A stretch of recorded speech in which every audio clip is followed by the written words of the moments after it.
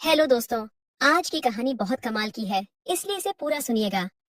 मेरा नाम जतिन है और मैं एलवी विभाग में काम करता हूँ। मेरी एक खूबसूरत पत्नी और 1 साल का प्यारा सा बेटा है। हमारी शादी को 3 साल हो चुके हैं। हम दोनों ने लव मैरिज की थी, इसीलिए शादी से पहले ही मेरी पत्नी के घर पर मेरा आना जाना लगा रहता था। मेरी पत्नी का परिवार छोटा था और हमारे घर से बस 2 या 3 किलोमीटर ही है। उनके घर में उनके माता पिता और एक छोटी बहन थी। उसकी छोटी बहन से तो मैं शादी से पहले ही काफी घुल मिल गया था। मेरे ससुर जी रिटायर्ड टीचर थे और सासू माँ हाउसवाइफ थी और मेरी साली साहिबा बीए कर रही थी। ससुर जी के रिटायरमेंट के बाद जो पैसा मिला उसे उन्होंने समझदारी से निवेश किया, जिससे घर की स्थिति काफी अच्छी हो गई थी। अब वह अपने एक दोस्त के 8 साझेदारी में बिजनेस करते हैं, इसलिए दिन भर व्यस्त रहते हैं।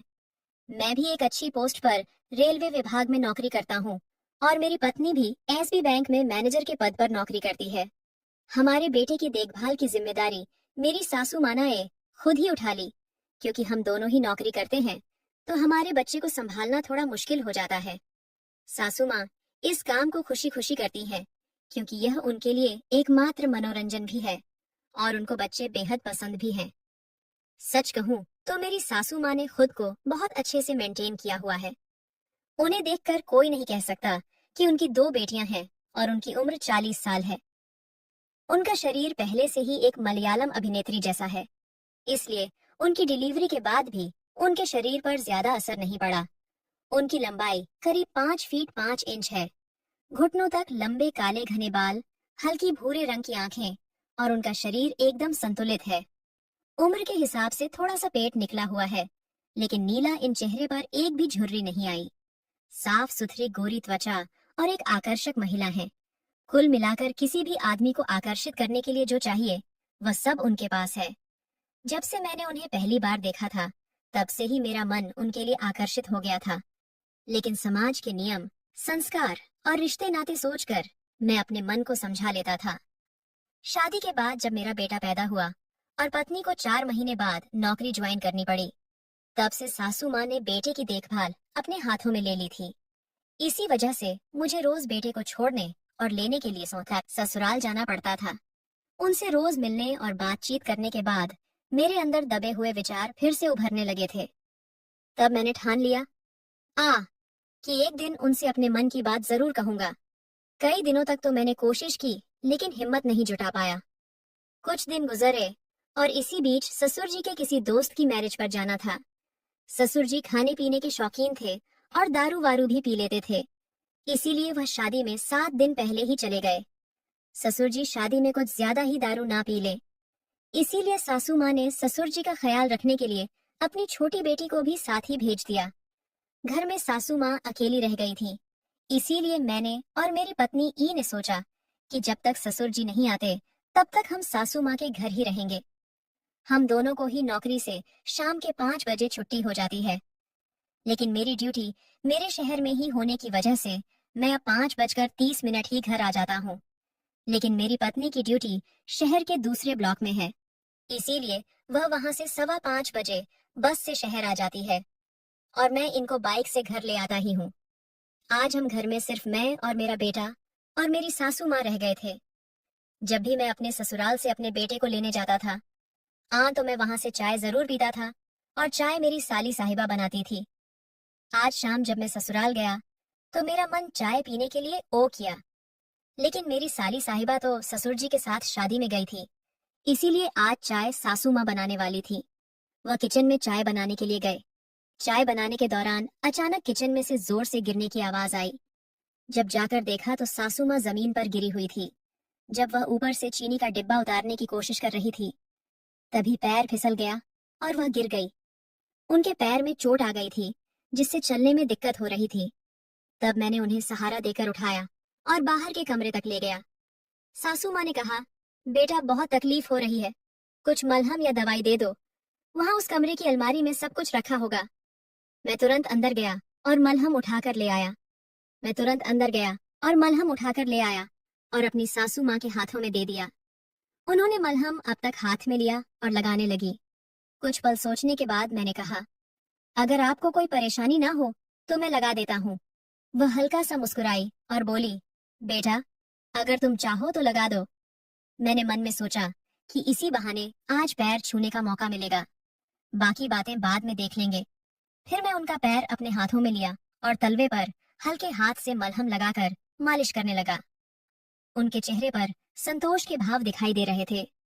दर्द वाली जगह पर हल्के और बाकी हिस्सा पर थोड़े जोर से दबा देते हुए मैं मस करता रहा। थोड़ी देर के बाद मैंने उनसे पूछा, अब कैसा लग रहा है माँ जी? उन्होंने कहा, बहुत अच्छा लग रहा है। मैंने पूछा, और करूं क्या? उन्होंने तुरंत कहा, हाँ कर दो। इसके बाद मैंने धीरे धीरे पूरी तलवे की मालिश शुरू कर दी। मैं अनुभव के आधार पर मैं जान गया था कि कहाँ कहाँ दर्द हो सकता है।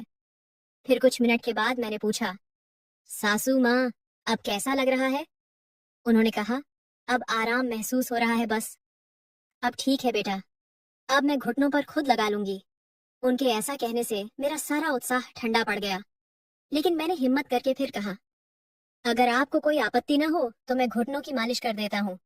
मुझे पता नहीं था कि उनका जवाब क्या होगा, लेकिन उन्होंने हंसते हुए कहा, तलवों पर मलहम लगाते में इतना झिझक रहे थे, अब घुटनों पर लगाने के लिए तैयार हो गए। इस सवाल से मैं चौंक गया। समझना, ये आया क्या जवाब दूं? तभी वह बोली, बेटा, अगर तुम लगाना चाहते हो तो लगा दो, मुझे कोई आपत्ति नहीं है।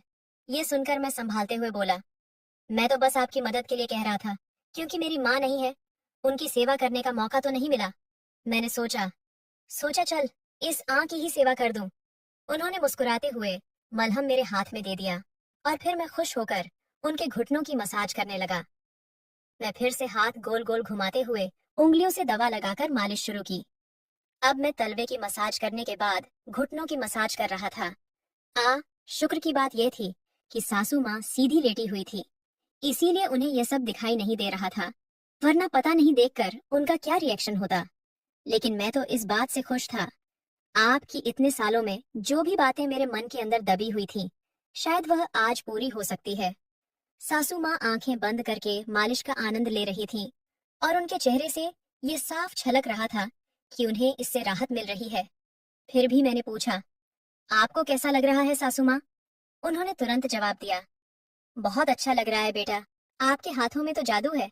हालांकि एक चीज मैंने नोट की थी कि उनके बोलने का लहजा अब थोड़ा बदला हुआ था। ये सुनकर मैं थोड़ा चौकन्ना हो गया, लेकिन इससे मेरी हिम्मत और भी ज्यादा बढ़ गई। मैंने अपने आप पर विश्वास बनाए रखा और धीरे धीरे मालिश करता रहा। ये देखकर मेरा मन खुशी से भर गया। मुझे ऐसा लग रहा था जैसे मैं अपनी असली माँ की सेवा कर रहा हूँ। तभी अचानक से मेरा मोबाइल बजा। देखा तो मेरी पत्नी का फोन था। उसने बोला, मैं बस स्टैंड पर आ गई हूँ, मुझे ले जाओ, आज मुझे जल्दी छुट्टी मिल गई है। मैंने कहा, बस 5 मिनट में पहुंच रहा हूँ। इसके बाद मैं वहां से निकलने लगा और मैं उठ खड़ा हुआ। फिर सासू माया ने मेरी ओर देखा और कहा, जतिन, तुमने जो भी किया वह किसी ने कभी नहीं किया। तुम्हारा ये एहसान मैं नहीं भूलूंगी। मैंने हल्की मुस्कान के साथ कहा, अरे इसमें एहसान की क्या बात है माँ, आपको खुश रखना मेरा फर्ज है। उन्होंने सर हिलाते हुए कहा, शायद तुम अरे लिए यह फर्ज था, लेकिन मेरे लिए यह एक नई शुरुआत जैसा है। मैं उनका बातों को समझने की कोशिश की, लेकिन ज्यादा कुछ कहे बिना ही मैं ही घर से बाहर चला गया। तब उनके चेहरे पर एक संतोष और अपनापन साफ झलक रहा था। रास्ते में मन में बस यही ख्याल था कि कभी कभी रिश्ते अपने असली मायने तब समझ में आते हैं जब हम दिल से किसी की मदद करते हैं। शायद आज का दिन हमारे रिश्ते की एक नई शुरुआत थी। फिर मैं अपनी पत्नी के पास पहुंचा तो मेरी पत्नी ने पूछा, इतनी देर क्यों हो गई आने में? तब मैंने मुस्कुराते हुए कहा कि माँ का ख्याल रख रहा था।